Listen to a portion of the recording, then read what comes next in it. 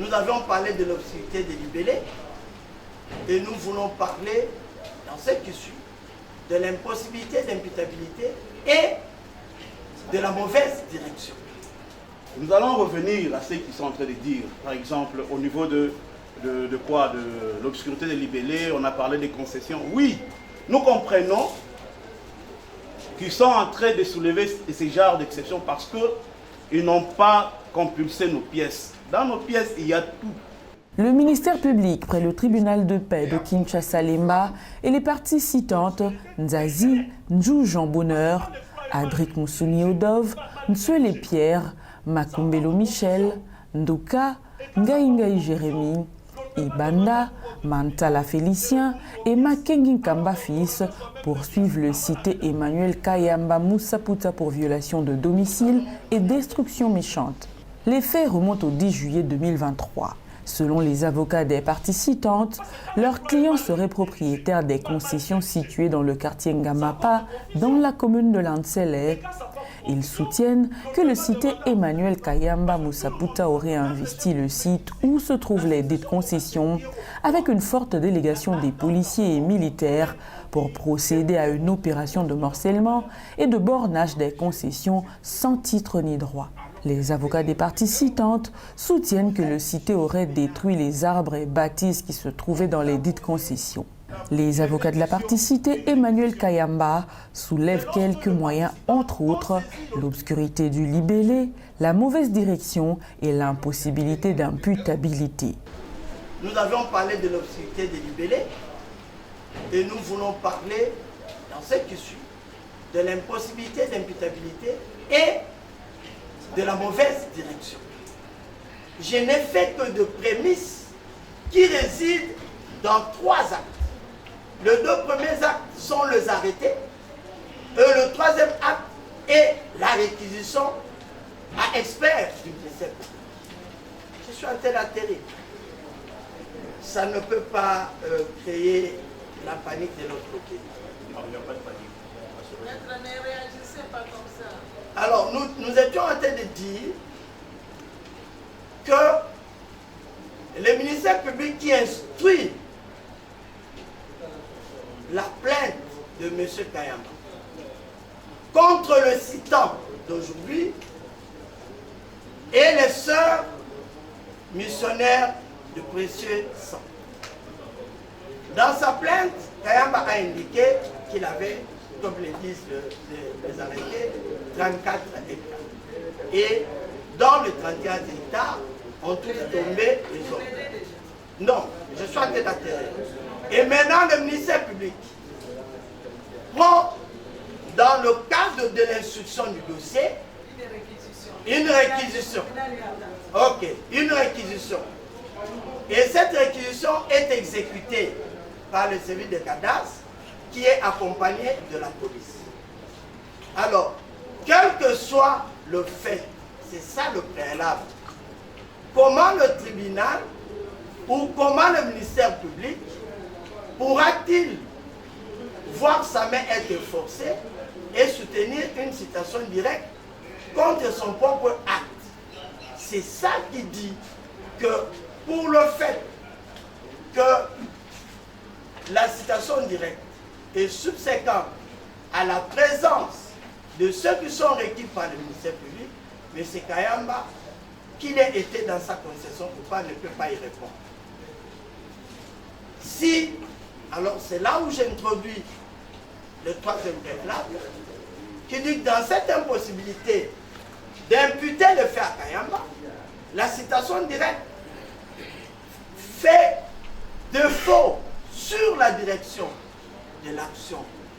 Parce que sur les actes du ministère public, Kayamba ne pouvant pas répondre, s'il était possible en droit congolais, en parallèle des recours que les citants ont exercés devant la hiérarchie du parquet général de Matete. Donc nous disons, en termes de préalable, que cet exploit ne nous aide pas à nous situer pour pouvoir défendre les droits appris. Et vous ferez œuvre utile, Madame la Présidente, de prendre en compte les préalables et vous prononcez quant à cela. Les avocats des parties citantes parlent de distraction dans le chef de la partie citée. Ils affirment pour leur part que les avocats de la partie prévenue n'ont pas compulsé les pièces. Nous allons revenir à ce qu'ils sont en train de dire. Par exemple, au niveau de l'obscurité des libellés, on a parlé des concessions. Oui, nous comprenons qu'ils sont en train de soulever ces genres d'exceptions parce qu'ils n'ont pas compulsé nos pièces. Dans nos pièces, il y a tout. Il y a même des contrats. Des contrats de location que nous avons déposés. Il avait fallu qu'ils compulsent nos pièces. Nos pièces sont au dossier. C'est pourquoi nous avons parlé des concessions. Nous n'allons pas nous plonger dans cette distraction de définition, de concepts, tout. Il y a des contrats de location dans nos pièces. Quand nous disons que nos clients sont concessionnaires, c'est sur base de cela. Et de deux, ils disent que la réquisition, ici, il y a mauvaise direction parce que c'est l'œuvre du ministère public. Je pense que le ministère public audiencé est là. Il va devoir lire la réquisition qui est entre ses mains.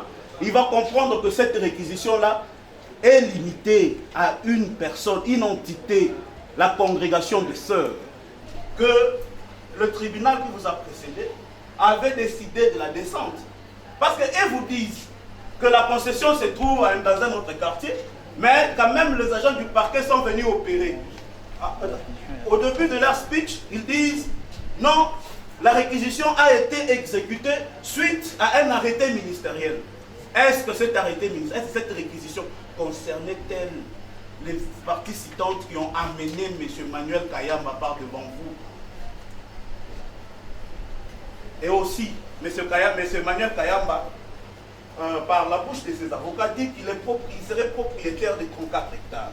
Vous allez voir dans son acte de demande de l'arrêté ministériel, nous lui avions opposé cet acte générateur de droit, pour que M. Kayamba situe sur base de cet acte générateur de droit où se trouve sa concession.